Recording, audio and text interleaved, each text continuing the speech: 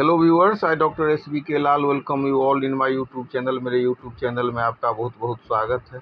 आज का वीडियो माँ बगुलामुखी के कृपा पर है कि कैसे उनका कृपा प्राप्त करें और कितना चमत्कारिक है माँ का साधना। 10 महाविद्या हैं। पहली महाविद्या है काली, दूसरा तारा, तीसरा छिन्नमस्ता, चौथा खोडसी, पाँचवा भुवनेश्वरी, छठा त्रिपुर सुंदरी, सातवां धूमावती और आठवां है बगुलामुखी। उसी हिसाब से नौवां है मातंगी और 10वां है कमला। तो जब हम 10 महाविद्या की बात करते हैं तो उसमें ये 8वां महाविद्या है माँ बगुलामुखी। और झूठे केस में किसी को फंसा दिया गया हो या बहुत लंबे समय से कोर्ट केस चल रहा हो, अदालत का चक्कर हो, शत्रु बाधा, बुरी नज़र, राजनीतिक महत्वाकांक्षा, काला जादू से बचने के लिए, दरिद्रता से मुक्ति हेतु, लक्ष्मी प्राप्ति हेतु, घर से नकारात्मकता को हटाने के लिए, नकारात्मकता के प्रभाव को हटाने के लिए, निगेटिविटी को दूर करने के लिए, या सिर्फ माँ की कृपा प्राप्त करने के लिए भी जो हमारा बगुलामुखी साधना है उसका प्रावधान है। और हम जानते हैं कि भारत में जो प्रसिद्ध पीतम्बरा पीठ है वहाँ दूर दूर से लोग आते हैं। राजनेता हों, इंजीनियर हों, डॉक्टर हों, बिजनेसमैन हों, टॉप क्लास के लोग आते हैं और मन मांगी मुरादे वहाँ से प्राप्त कर लेते हैं। तो हर प्रकार से दोष से मुक्ति हेतु माँ बगलामुखी की साधना का महत्व है और विशेष महत्व है।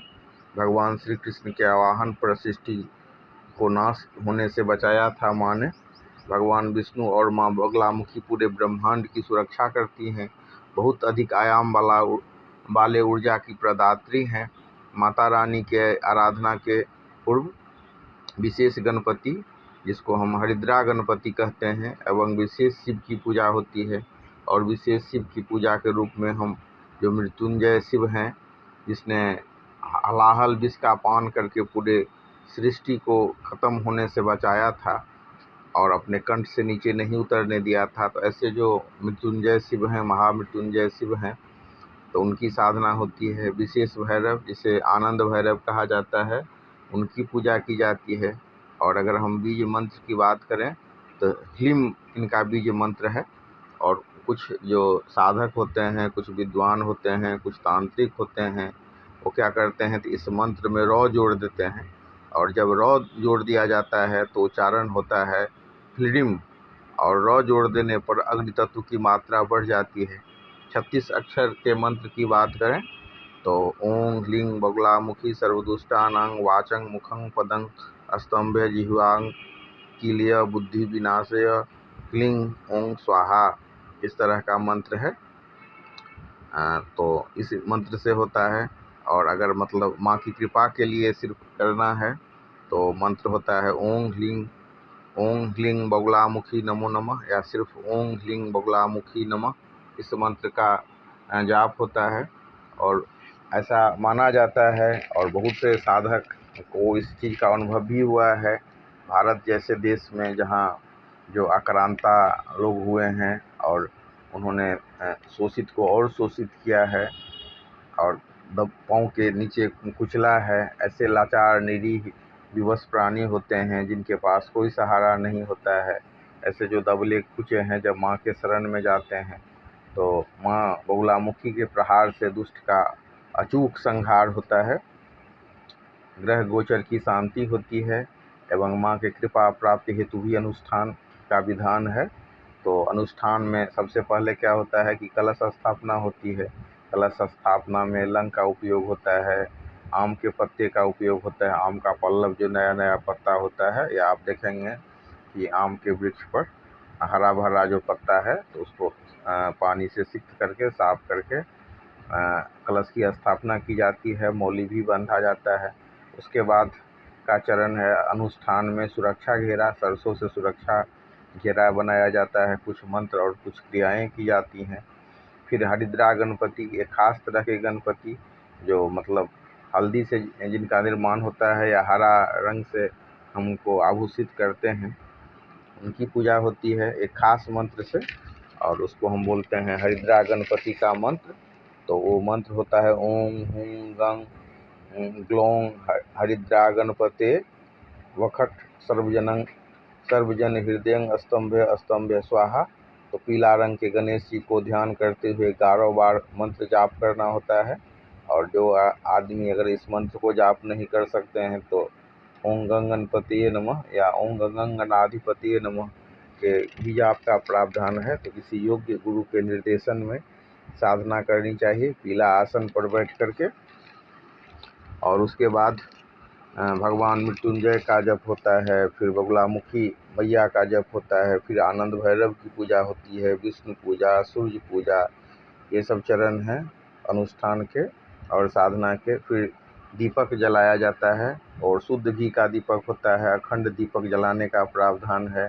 पीला पुष्प माँ को अर्पित किया जाता है और पीली साड़ी अर्पित किया जाता है, या मतलब पीली साड़ी नहीं हो तो एक टुकड़ा भी अर्पित कर सकते हैं, या नहीं तो वैसे भी साफ़ सुथरा कपड़ा अर्पित करें। और कुछ भी नहीं हो तो सिर्फ श्रद्धा भाव से पीले आसन पर बैठ करके माँ का चित्र लगा करके भी पूजा का विधान है। लेकिन अगर हम व्यापक अनुष्ठान करते हैं तो इन सारे चीज़ों की आवश्यकता होती है। रात्रि 10 बजे के बाद होता है। लेकिन मैं बार बार इस चीज़ पर जोर दूंगा कि किसी सुयोग्य जो गुरु हों या पुरोहित हों या पंडित जी हों तो उनके निर्देशन में करें। और अगर आप दीक्षित हैं तो गुरु से आदेश लेकर के ये अनुष्ठान सब करना चाहिए। और आदेश लेकर के अगर हम मंत्र का जाप करते हैं तो फिर अच्छा होता है। कई बार हम देखते हैं कि ये माँ का बहुत उग्र रूप है, और अगर आप किसी को नुकसान पहुंचाने के लिए इस सब का उपयोग करते हैं तो कई बार उल्टा ही प्रहार होता है, हाथ पांव टूट जाता है साधक का। तो किसी को कष्ट पहुंचाने के लिए, किसी को तकलीफ देने के लिए अनुष्ठान नहीं करना चाहिए। और जब अनुष्ठान जब करते हैं गुरु से अनुमति मिल जाती है, या सिर्फ गुरु नहीं है तो भगवान शिव से अनुमति ले लीजिए या फिर मैया ही से अनुमति लीजिए।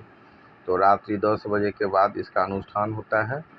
मंत्र जाप के समय अगर आपको उल्टा सीधा अनुभूति होती है तो आप गुरु से बता करके फिर आप इस अनुष्ठान करें, या पूरा माला करें या नहीं करें। लेकिन एक होता है संकल्प के साथ भी, एक होता है भक्ति भाव से। तो दोनों पूजा में अंतर होता है। फिर तो महत्वपूर्ण है कि मंत्र जाप के समय में कैसी अनुभूति है। फिर कई साधक उपवास और फलाहार करके साधना करते हैं।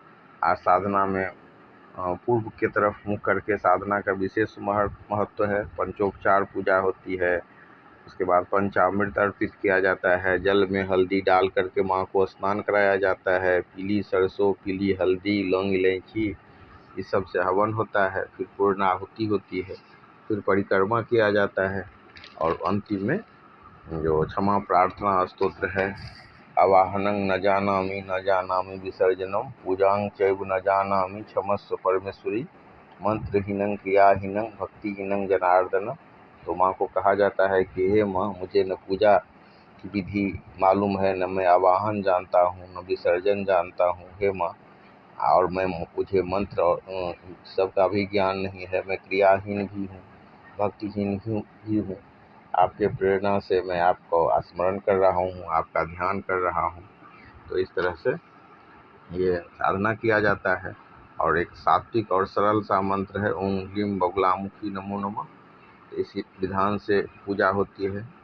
और हम देख सकते हैं कि जो पूरे सृष्टि को जो बचाने वाली माँ है, उनको पीला चीज़ बहुत प्रिय है। पीला पुष्प, पीली बत्ती, पीला आसन, पीला दीप, सब का इसमें विशेष महत्व है।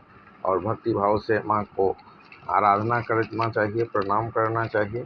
और हम देख सकते हैं कि कितना चमत्कारिक है ये 8वां जो 10 महाविद्या में जो 8वां है माँ बगुलामुखी। तो अगर हम माँ बगुलामुखी की साधना करते हैं तो बहुत शक्तिशाली देवी हैं, 10 महाविद्या में से एक हैं और 8वीं महाविद्या है। और अगर हम प्रादुर्भाव और प्राकट्य की बात करें तो एक बार पृथ्वी पर बहुत भयंकर तूफान आ गया था। लगता था कि पूरी सृष्टि को ही लील जाएगी। तब भगवान विष्णु द्वारा आदिशक्ति का आह्वान किया गया था। और इस माँ के साधना से अत्यंत शक्तिशाली ऊर्जा का भान होता है, अनुभव होता है। 10 महाविद्या में से एक है और अत्यंत चमत्कारिक देवी हैं। कंपटीशन में आगे रहने के लिए शत्रु पराभव, दुश्मनों का स्तंभन, तंत्र मंत्र और काला जादू से सुरक्षा, बहुत ज़्यादा शक्ति प्रदान करने वाली माँ है। और निगेटिव एनर्जी को हटाने के लिए, व्यापार में वृद्धि हेतु, मंगल ग्रह के खराब स्थिति में उसको स्थिति को ठीक करने के लिए, मंगल के महादशा में और चारों ओर से दुश्मन से घिरा होने पर, जब बहुत ज़्यादा दुश्मन बन गए हों तो माँ में अचूक स्तंभन की शक्ति होती है। हम देख सकते हैं कि मंदिर दतिया में है, कांगड़ा में है। मंदिर में जाकर ऐसा अनुभव होगा कि माँ की कृपा से कुछ भी असंभव नहीं है, सब कुछ माँ की कृपा से संभव है। और पांडव ने भी किया था, मेघनाद ने भी किया था और बहुत सारे ऐतिहासिक पुरुषों ने